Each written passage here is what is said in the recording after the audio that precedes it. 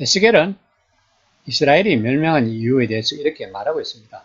에스겔 18장 12절에서 13절 말씀입니다.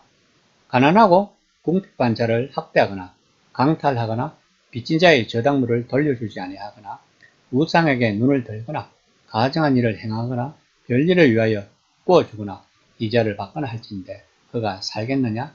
결코 살지 못하리니 이 모든 가증한 일을 행하였은즉 반드시 죽을지라. 자기의 피가 자기에게로 돌아가리라. 얼마 전 한 국회의원이 다른 당 국회의원에게 막말을 하고 이런 변명을 했습니다. 달을 가리키는데 달은 보지 않고 손가락만 본다. 유대인들이 바로 이런 케이스인 것 같습니다. 그들은 달을 보지 않고 손가락만 본 것입니다. 다시 말하면 하나님의 율법의 정신을 보지 않고 율법의 행위만 집착을 했던 것입니다. 그런데 이 에스겔의 말씀이 오늘날 유대인들이 전 세계의 금융을 지배하는 계기가 되었다는 사실입니다. 기독교인들은 중세까지 남에게 돈을 빌려주고 이자를 받는 것은 하나님의 말씀에 어긋난다고 도리 대금업자들을 천시했습니다. 그러나 유대인들은 이 말씀을 같은 동적으로 해석을 하여서 다른 이방인들에게서 도리 대금업을 한 것입니다. 십자군 전쟁에서 유대인들이 많이 죽은 이유 또한 이런 이유 때문입니다. 교황이 예수를 믿지 않는 이방인은 죽여도 된다고 하자 유대인들에게 돈을 빌린 많은 사람들은 유대인들을 학살했습니다. 오늘 본문 말씀은 원수를 사랑하라는 말씀입니다. 이 말씀은 우리가 너무나 잘 알고 있는 말씀입니다. 그래서 왜 예수님이 이 말씀을 전했는가에 대해서 전체적으로 해석을 하고자 합니다. 오늘 본문 말씀은 에스겔에서 나온 말씀과 비슷합니다. 다시 말하면 예수님은 구약 선지자들의 말씀을 그 당시 문화에 맞게끔 말씀을 하신 것입니다. 그러면 바리새인들과 율법학자들은 구약의 선지자들이 그렇게나 이야기했던 것을 몰랐을까요? 그들도 알고 있었을 것입니다. 그런데 그들은 달을 보지 않고 그 달을 가르치는 손가락을 본 것입니다. 즉 율법의 정신을 보지 않고 행위만 본 것입니다. 예수님이 이 땅에서 하신 사역은 바로 그 달을 보게 하신 것입니다. 율법의 정신을 전하시려고 예수님은 이 땅에 오신 것입니다. 오늘 말씀은 바로 하나님이 그렇게나 구약 선지자들을 통하여 이야기하신 말씀입니다. 정의와 공의를 예수님이 쉽게 풀이하여 말씀을 하신 것입니다. 그 당시 원수를 사랑하라는 예수님의 말씀은 유대인들은 처음 들어보는 말씀일 것입니다. 그들의 문하는 이에는 이, 눈에는 눈이라는 사고를 가지고 있었기 때문입니다.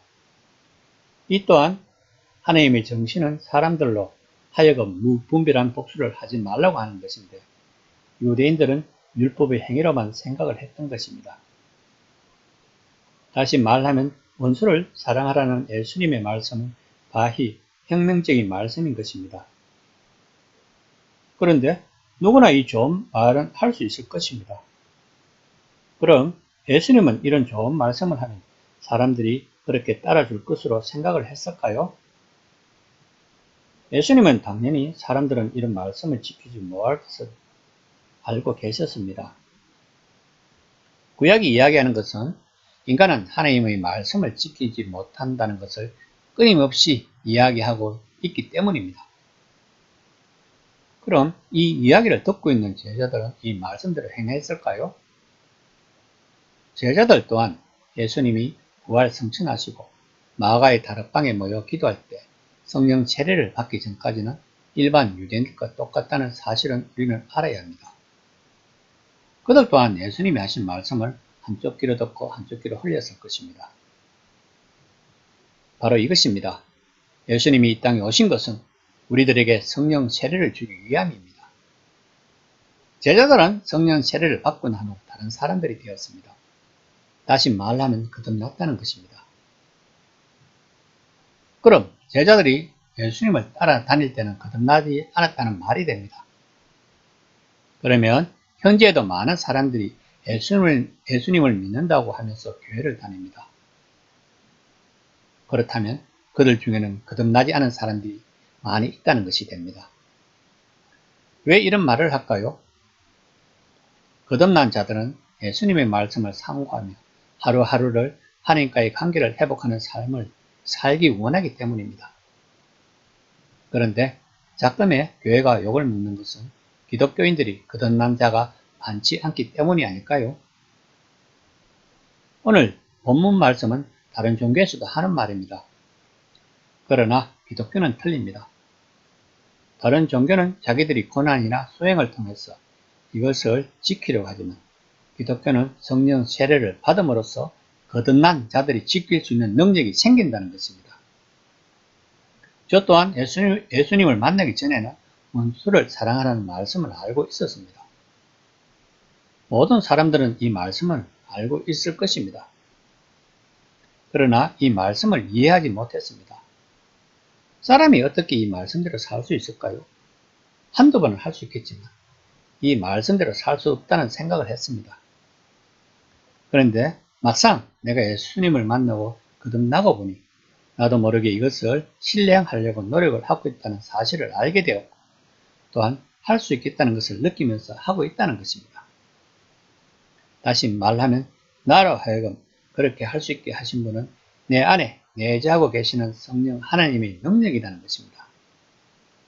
나는 나의 본성으로 절대로 그렇게 하지 못한다는 것을 잘 알고 있습니다. 이것이 영적 전쟁인 것입니다.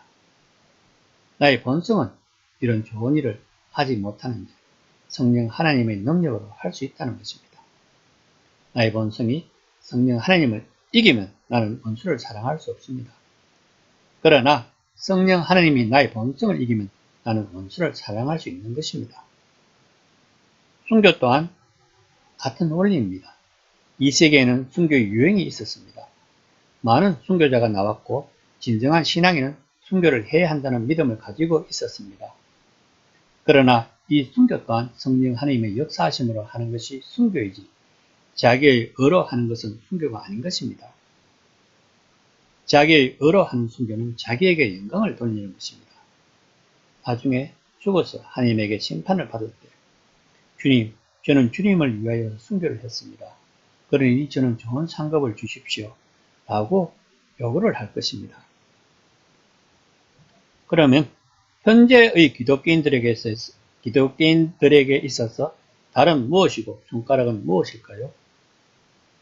오늘 본문 말씀은 하나님의 나라는 정의와 공의가 다스리는 나라라는 것을 이야기하고 있는데 우리들은 자꾸만 죽어서 천당에 가는 것으로 하나님 나라를 이해하고 있습니다. 그러니 살아서 이 세상에서는 믿지 않는 사람들이 욕을 해도 별로 신경을 안 쓰는 것입니다. 그러나 예수님은 그렇게 이야기하고 있지 않다는 것을 우리는 알아야 합니다. 오늘 본문 말씀은 요약하면 하나님 사랑, 이웃 사랑인 것입니다. 그런데 중요한 것은 이웃을 사랑하려면 먼저 하나님을 사랑해야 한다는 것입니다. 하나님을 사랑하면 이웃 사랑은 따라옵니다. 하나님을 사랑하지 않고 이웃을 사랑하는 것은 다 나의 영광을 위하여 하는 것입니다. 이 시간에 생각해 봅시다. 나는 진정으로 성령 세례를 받았는가?